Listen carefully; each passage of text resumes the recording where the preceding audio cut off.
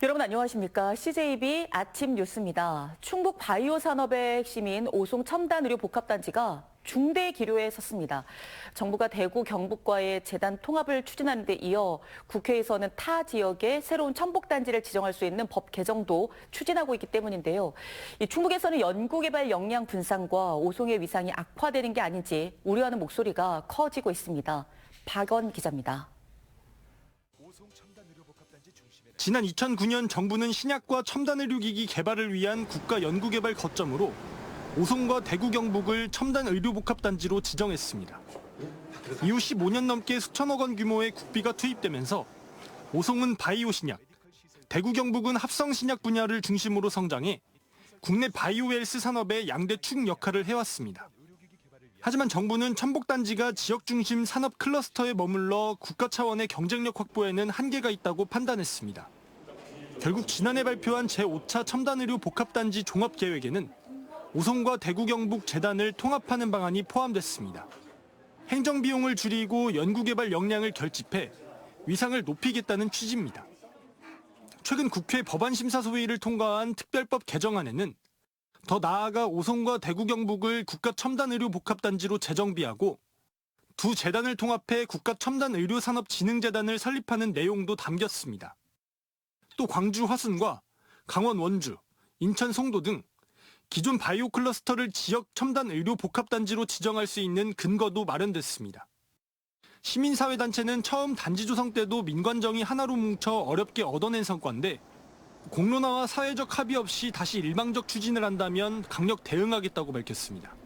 이제 오송하고 대구 신서로 이제 결정될 때도 사실은 한 곳으로 되지 않고 정치적으로 이명박 정권 때 이제 대구 경북을 안배하면서 그쪽에 이제 하나 더 준 거거든요. 이제. 뭐 충청권 전체 민관정이 모여가지고 사실은 강력히 우리 투쟁할 수밖에 없다.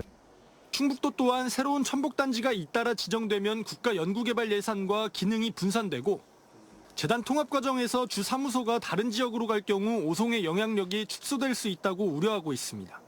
지역 국회의원님들하고 같이 법제사위 이제 상정이 되는 것을 대비해서 동향을 살피면서 대비를 하고 있고요. 그다음에 또 최근에는 보건복지부를 방문을 해서 저희 도의 의견을 전달을 했고 민선국이 인수위원회도 관련 보고를 받아 대응 방안 마련에 착수했습니다. 업무 보고를 받았고요. 어쨌든 무엇이 도민에게 도움이 되는가 그 부분에 대해서 면밀히 검토해서 도민에게 좀 유리한 방안으로 저희들이 좀 정책을 펴나갈 생각입니다. 정부의 첨복단지 개편이 국가 바이오 산업 경쟁력 강화로 이어질지 아니면 오송의 위상 변화를 둘러싼 논란으로 번질지 관심이 쏠리고 있습니다. CJB 박원우입니다.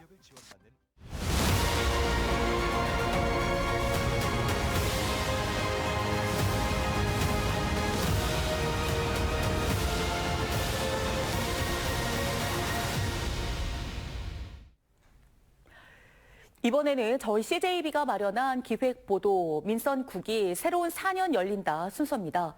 오늘은 충북의 최북단 단양으로 갑니다. 재선고지에 오른 김문군 단양 군수 당선인은 기존 관광 단양을 넘어서 미래 단양의 100년 대계를 위한 도시공간 재정립을 준비하고 있습니다. 최현석 기자입니다. 압도적인 지지로 재선고지에 오른 김문군 단양 군수 당선인. 김 당선인은 다시 한번 국민의 성원을 받은 만큼 민선 9기에는 행정의 실행력을 높이는 데 집중하겠다는 각오입니다. 가장 먼저 미래 단양 100년을 위한 사업으로 이른바 못골 신도시 개발을 추진합니다. 단양 군민의 절반이 사는 상진리 앞산을 절개해 49만 제곱미터 규모의 주거와 관광, 상업이 어우러진 복합 도시를 조성하겠다는 것입니다. 기존의 관광 단양을 넘어 미래 단양의 중심축을 구축해 도시 재창조에 나서겠다는 구상입니다.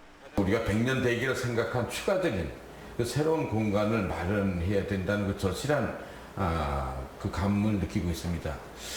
목골 신도시는 아시다시피 KTX 단양역이 있고 주거와 관광, 상업 기능이 어우러진 바로 미래형 복합도시가 될 것입니다. 또 옛 KBS 중개소 부지 개발과 탄소 포집 활용, 집적화 단지 조성에도 나섭니다. 청년 신혼부부 임대주택 확대는 물론 서울학사 운영, 세계 지질공원 탐방로 조성 등도 구체화합니다. 이런 산업단지를 만드는 일이라고 봅니다. 관광이 우리 농업이라든가 여타 산업을 좀 선도해 나가고 또 산업단지 조성을 통해서 양질의 인구 증가 또 양질의 일자리 창출을 통해서 경제 활성화를 도모해 나가겠습니다. 국민들은 무엇보다도 경제 활성화를 바라고 있습니다. 특히 초고령화 시대 기업과 농촌의 인력 부족 해소 방안을 주문하고 있습니다. 정체되어 있는 걸로 제가 지금 알고 있는데 그럼에도 불구하고 기업을 좀 유치했으면 우리 지역이 인구 소멸 지역으로 지금 가까이 가고 있는데 거기도 많은 도움이 되지 않겠나. 소규모로 농사 짓는 분들이 너무 많다 보니까 인력 부족이 제일 힘든 것 같습니다. 앞에는 강, 뒤에는 산이라는 천혜의 관광 자원이 역으로 도시공간 확장에는 저해 요인이 되는 단양군. 민선 9기에는 도시공간 재정립으로 단양의 새로운 도약을 준비하고 있습니다. CJB 최연석입니다. 충북 장애인 부모연대는 어제 도청 앞에서 장애인 자립지원 정책 확대를 촉구하는 오체투지 결의대회를 진행했습니다. 부모연대는 민선 9기 충청북도를 향해 장애인의 전 생애를 책임질 의료, 재활, 인프라 구축과 부모 사후에도 장애 자녀가 살아갈 수 있는 주거 지원 체계를 마련해 줄 것을 촉구했습니다. 신용환 충북지사 당선인은 집회 현장을 찾아 발달장애 정책 요구안을 수령하고 새 도정의 주요 정책으로 적극 검토하겠다고 밝혔습니다. 이장섭 청주시장 당선인이 오늘부터 이틀간 주요 현안 사업장에 대한 현장 방문을 진행합니다. 이 당선인은 오늘 청주시 CCTV 통합관제센터를 시작으로 옥산 농산물 도매시장 시설 현대화 사업 공사 현장과 궁평 2 지하차도 제방 복구 현장 등을 둘러볼 예정입니다. 내일은 청주시청사 건립 공사 현장과 SK하이닉스 신규 공장 공사 현장, 생활자원회수센터 공사 현장 등을 방문합니다.